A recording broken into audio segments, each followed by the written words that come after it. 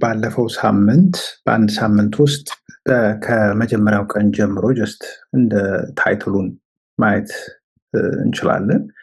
ከመጀመሪያው ቀን ጀምሮ ስሜታችን አንደርስታንድ ከማድረግ አንጻር የመጀመሪያው ሳምንታችን ትምህርት ያተኮረው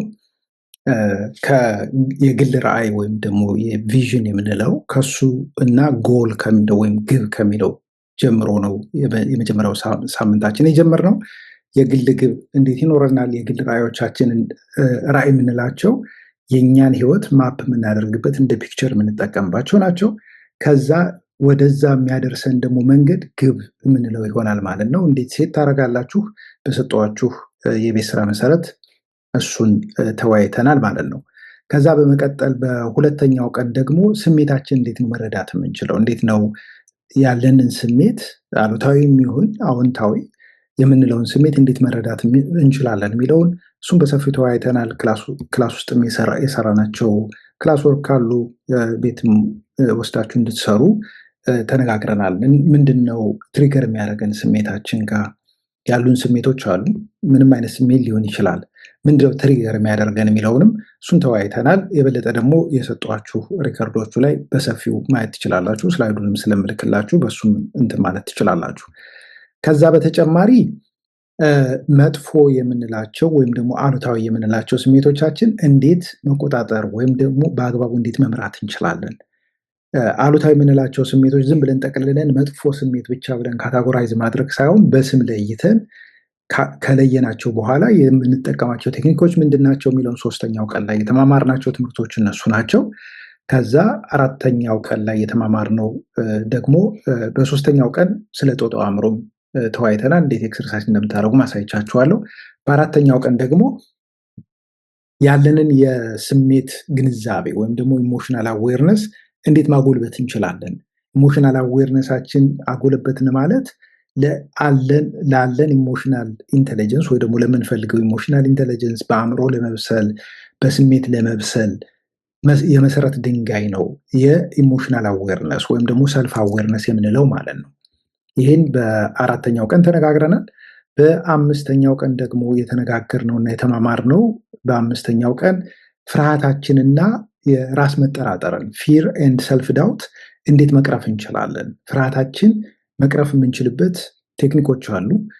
ሰልፍ ዳውት ምንለው ወይም ደግሞ በራስ መጠራጠር ሞሮፍ ወደ ሰልፍ ዳውት ወደ ኮንፊደንስ ማጣት ወደ በራስ አለመተማመን የሚመራ ነገር ስለሆነ ስለሱም ዲቴል ተነጋግረናል። ምን አይነት ፍርሃቶች አሉ? በራስ አለመተማመን ወይም መጠራጠር ማለት ምን ማለት ነው?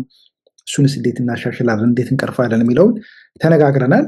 ከዛ በስድስተኛው ቀን የተነጋገርነው ትላንትና በአምስቱ ቀን የተነጋገርናቸውን ነገሮች ሶሊዲፋይ አድርገን በደንብ አድርገን አጠንክረን በጽናት እንዴት መቀጠል እንችላለን፣ ስፔሻሊ በስሜት እንዴት መጽናት እንችላለን፣ ኢሞሽናል ሬዚሊየንሲ እንዴት ነው ዴቨሎፕ የምናደርገው የሚለውን ትላንትና ተማምረናል። የቤት ስራዎችም ክላስ ወርክም የሰራችኋቸው አሉ ማለት ነው።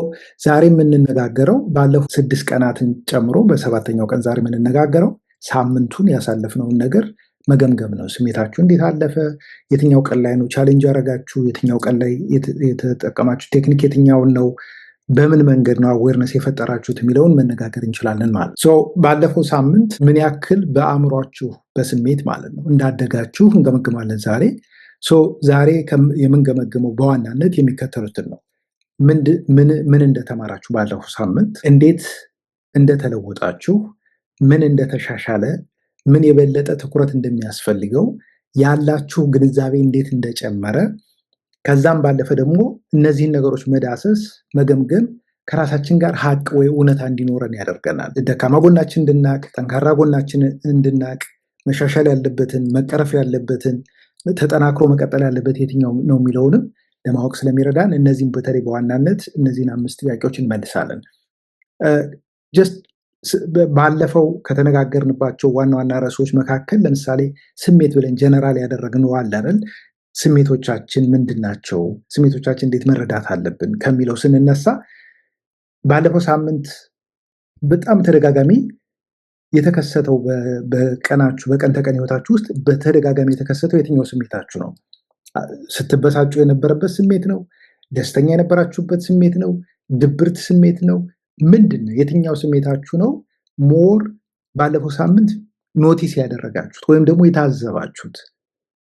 ባለፈው ሳምንት ከነበራችሁ ስሜት ውስጥ በዋናነት ጎልቶ የነበረው የትኛው ነው? ምክንያቱም እንድትመዘግቡ የሰጧችሁ ቡክሌት አለ። እዛ ላይ የመዘገባችሁት ይኖራል ብዬ አስባለሁ። የስሜት አነሳሾቻችሁ ወይም ደግሞ ቆስቋሾቻችሁን ስንገበግብ ያስተዋላችሁት ድግግሞሽ አለ ወይ? በጣም በተደጋጋሚ ስሜታችሁን የሚቆሰቆሰው ወይም ደግሞ ወደማትፈልጉት ስሜት ሊሆን ይችላል ሲመራችሁ የነበረ ነገር ምንድን ነው?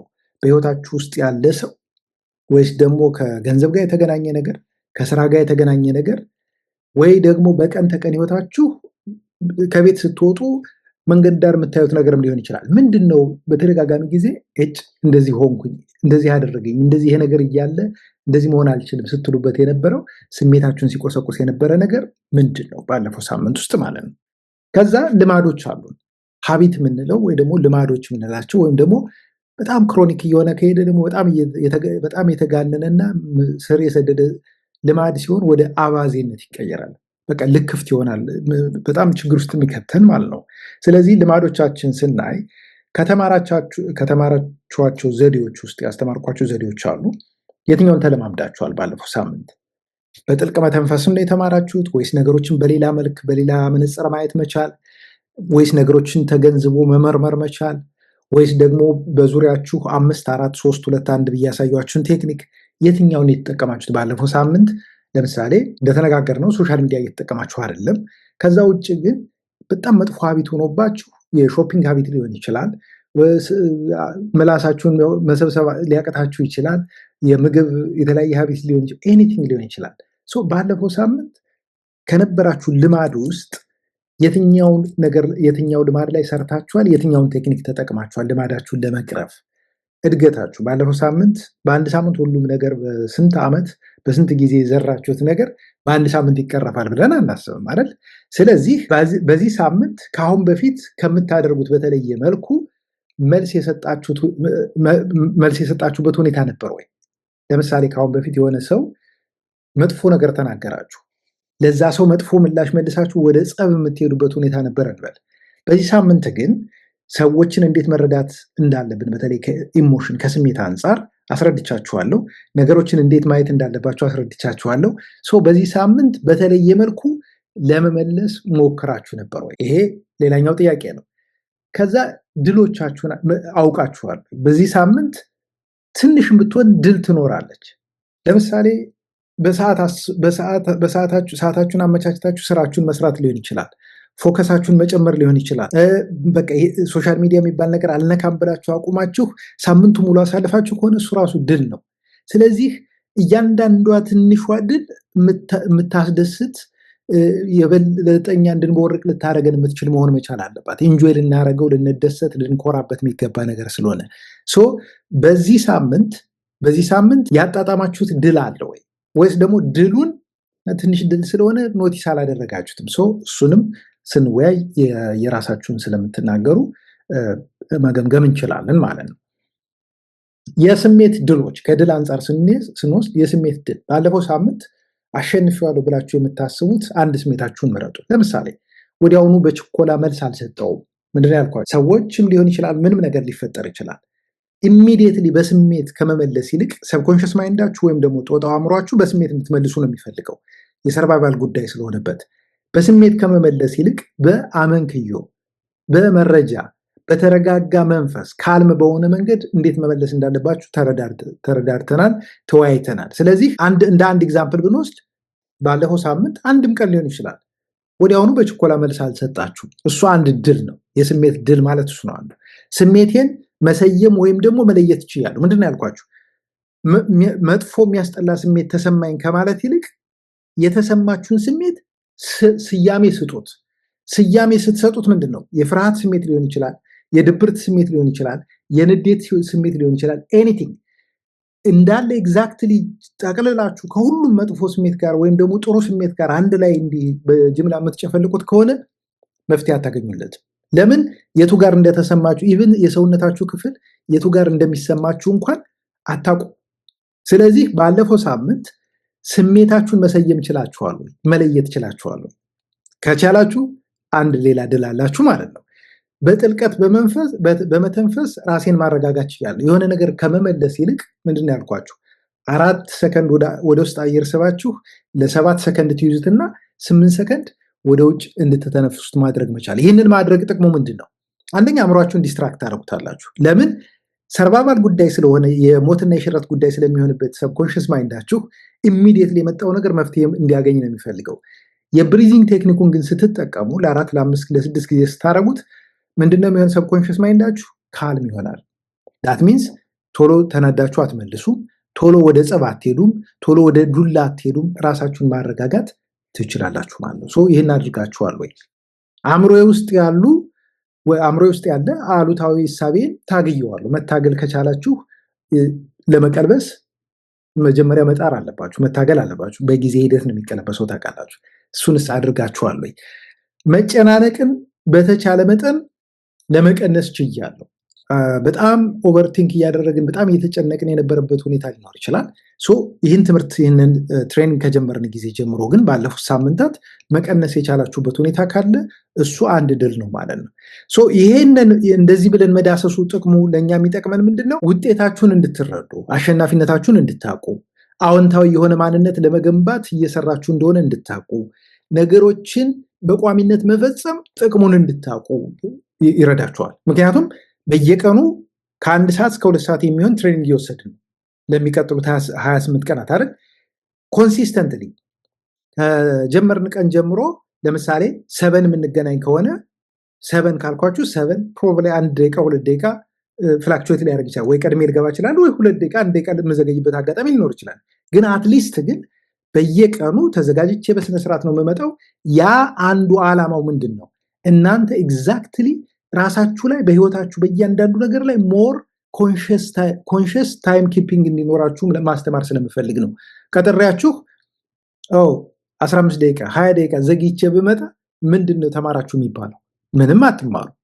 ኮንሲስተንሲ መማር አለባችሁ። ኤቭሪ ሲንግል ዴይ ከአስተማሪ የምንወስደው ነገር በዋናነት ምንድን ነው? አስተማሪው ኤግዛምፕል መሆን አለበት ለተማሪው። ስለዚህ እያንዳንዷን ኢሞሽናል ኢንቴሊጀንስን ዴቨሎፕ ለማድረግ ወይም በአእምሮ ለመብሰል በስሜት ለመብሰል የመጀመሪያው ሳምንታችን ታርጌቱ እሱ ነው አይደል? እሱን ለማድረግ ከታይም ማናጅመንት ጀምሮ ሞር ዲሲፕሊን ሆነን ሁላችንም ፎከስ ሆነን መስራት ሁሌም ይመቸናል ማለት ግን አይደለም እኮ። አትሊስት ግን መሞከር አለብን ማለት ነው። ኦኬ፣ የስሜት ልማድን መልቀቅ መቻል። የስሜት ልማድን መልቀቅ ማለት ምን ማለት ነው? የስሜት ልማዶች አሉ። በትንሹ ቱግ የምንለው፣ በትንሹ የምንናደደው፣ ኢምፐልሲቭ ሆነን በስሜት ገንዘብ የምናወጣው፣ ኢምፐልሲቭ ሆነን ለሰዎች ቃል የምንገባው በጣም ብዙ ነገር አለ። ልማድ አድርገን የያዝናቸው መቅረፍ ያለብን ካልቀረፍናቸው ወደ ኋላ ሁልጊዜም የሚያስቀሩን 10 እርምጃ ተራምደን እኛን ወደኋላ 100 እርምጃ ሊመልሱን ይችላሉ። እነዛ አባዜዎቻችን ወይም ልማዶቻችን። እነዚህን ልማዶቻችን ምን ማድረግ መቻል አለብን? ሌት ጎ ማድረግ መቻል አለብን። ካለፈው ሳምንት ስልጠና እና በራሴ ላይ በመስራት የትኛውን የስሜት ልማዴን ነው መልቀቅ የምፈልገው ብላችሁ ራሳችሁን ጠይቁ። የትኛውን የስሜት ልማዳችሁን ነው መልቀቅ የምትፈልጉት? አንዳንዶቻችሁ እፈራለሁ ልትሉ ትችላላችሁ። አንዳንዶቻችሁ አብዝቶ ማሰብ ወይ መጨነቅ ነው ትልቁ የስሜት ልማዴ ልትሉ ትችላላችሁ። እየተቸገራችሁበት ያለው በችኮላ ነገሮችን በስሜት መመለስ ወይም ተናዳጅነት፣ አሉታዊ በሆነ መንገድ ከራስ ጋር ማውራት፣ ሰልፍ ቶክ ያልኳችሁ በጣም በጣም በጣም ኢምፖርታንት ነገር ነው። ሰልፍ ቶክ ከራሳችሁ ጋር የምታወሩት ነገር ማለት የራሳችሁን አእምሮ ፕሮግራም የምታደርጉበት ነው። ሟርት የምታወሩ ከሆነ ስለራሳችሁ እኔ እኮ አልረባም፣ እኔ እኮ ደደብ ነኝ፣ እኔ እኮ ድለቢስ ነኝ፣ እኔ እኮ ማንም አይወደኝም፣ እኔ እኮ አስቀያሚ ነኝ፣ እኔ እንዲህ እያላችሁ ራሳችሁ ላይ የምትዘበዝቡ ከሆነ መቼም ቢሆን በህይወታችሁ ፈቀቅ እንዳትሉ የሚያደርጋችሁ ቢኖር ራሳችሁ ናችሁ። ስለዚህ ሰልፍ ቶክ በጣም ኢምፖርታንት ነው። እሱ መጥፎ አንዱ አባዜ ነው። የማይመቹኝን ስሜቶች ከመጋፈጥ ይልቅ ትቼ መሮጥ፣ ፊት ለፊት መፋጠጡና ታግሎ ማሸነፍ ከመምረጥ ይልቅ ኮምፎርትን የሚነሳን ነገር ሲኖር ጥለን መሮጥ። ዳስ ዋይ ፕሮክራስቲኔት የምናደርገው ዲስኮምፎርትን ስለምንጠላ ኮምፎርተብል የሆነ ነገር እንፈልጋለን። ሶሻል ሚዲያ ላይ ለምን ይመስላችኋል ቁጭ ብለን ስክሮል ስናደርግ የምንውለው? ዶፓሚናችን ወይም ደግሞ ያለንን ውስዋስ በቀላሉ ፊድ ስለሚያደርግልን አሁን አንድ ኮሜዲ ነገር አይቼ በቀጣይ አንድ ሳድ የሆነ ነገር ይሰጠኛል። ከዛ ሌላ ኮሜዲ ይፈልጋለሁ። ከዛ ሉፕ ፈጥራለሁ። ከዛ ልክ እንዳይጠመጎጥ እንደ ሃምስተር ቀኑ ሙሉ ስሽከረከር ውላለሁ ማለት ነው። በፍርሃት ላይ የተመሰረተ ውይይት ሌላም መቀጠል ትችላላችሁ። መዋሸትም በሉት ምንም ነገር ማለት ነው። የስሜት አባዜያችሁን ለዩ። ከለያችሁ በኋላ የትኛውን ነው መጀመሪያ በጣም ክሮኒክ የሆነባችሁን እሱን መፍታት አለባችሁ። ከዛ ደግሞ ቀጣይ ትንሽ ዝቅ ያለውን እያላችሁ መጨረሻ ላይ ራሳችሁን በብዙ መልኩ የተሻለ ደረጃ ላይ ማግኘት ትችላላችሁ ማለት ነው። በዚህ መንገድ መዳሰሱ ጥቅሙ ምንድን ነው? አእምሯችሁን ካላችሁ የስሜት አባዜ ወይም ደግሞ ልማድ ማጽዳትና ለአዲስ የስሜት ልማድ ቦታ መፍጠር እንድትችሉ ያደርጋችኋል ማለት ነው። በዋናነት ይህንን ቴብል እልክላችኋለሁ ጀስት ለወደፊቱ ስለሚጠቅማችሁ ማለት ነው። ቀኑን ትጽፋላችሁ። ዋና የተገነዘባችሁት ስሜት በቀን ውስጥ በጣም ዶሚኔት አድርጓችሁ ወይም ደግሞ ብዙ ቦታ ይዞ የዋለውን ስሜታችሁን ትወስዱና ከዛ ስሜት ላይ ተነስታችሁ ምን አይነት ወሳኝ ትምህርት ተማራችሁ፣ ያሳያችሁት መሻሻል አለ ወይ? በዛ መንገድ ራሳችሁን እንድትመሩ ያደርጋችኋል ማለት ነው። ከዚህ በተጨማሪ ባለፈው ፕሮግራሙን እንደጀመርን በሁለተኛው ቀን ነው ሶስተኛው ቀን የላኩላችሁ ቼክሊስት አለ። ስክሪን ታይማችሁን የምትመዘግቡበት ያነበባችሁትን የተኛችሁበትን ኤቭሪቲንግ እንድትመዘግቡ ብዬ ወደ 6-7 ፔጅ የላኩላችሁ አለ። እሱ ላይ ሰርታችኋል ብዬ አስባለሁ። ከዛ በተጨማሪ ሌሎችም ነገሮች ላይ እንወያያለን። የዛሬው ውይይታችን ሞር የሚያተኩረው እነዚህ ኮንሴፕቶች ላይ ነው ማለት ነው። የአንደኛ ሳምንት ግምገማችን ወይም ደግሞ የአንደኛ ሳምንት ዳሰሳችን የሚያተኩረው እዚህ ላይ ነው። እንደተነጋገርነው ሁለተኛ ሳምንታችን ነገ የምንጀምረው ታይም ማኔጅመንት እና ኢነርጂ ማኔጅመንት ላይ ነው። ታይማችን እንዴት ማኔጅ እናደርጋለን፣ ኢነርጂያችን እንዴት ማኔጅ እናደርጋለን የምንማማረው ይሆናል። የሳምንቱ መጽሐፍ ኢት ዳት ፍሮግ የሚለው የብሪያን ትሬሲ መጽሐፍ፣ እሱን መጽሐፍ ማንበብ ከቻላችሁ አንብቡት። ካላቻላችሁ ዩቲዩብ ላይ ያለውን ኦዲዮ ቡኩን እሱን ታዳምጣላችሁ። እንዲሁም ደግሞ አቶሚክ ሃቢትስ አጭር ልክ እንደ መጀመሪያው ቻፕተር ዳሰሳ አደርግላችኋለሁ። ሁለተኛውን የአቶሚክ ሃቢት ሁለተኛውን ህግ ሰከንድ ሩል እሱን በዚህ ሳምንት ዳሰስላችኋለሁ ማለት ነው። ይህን ይመስላል። ጥያቄ ካላችሁ ወይም ሌላ ሀሳብ ካላችሁ እናስቀድምና ከዛ ወደ እንትናችን እንሄዳለን ማለት ነው። እያንዳንዳችሁ ያላችሁን ግምገማ የራሳችሁን ፕሮግረስ ሪፖርት ታደርጋላችሁ ማለት ነው። ይህን ይመስላል። ታንኪ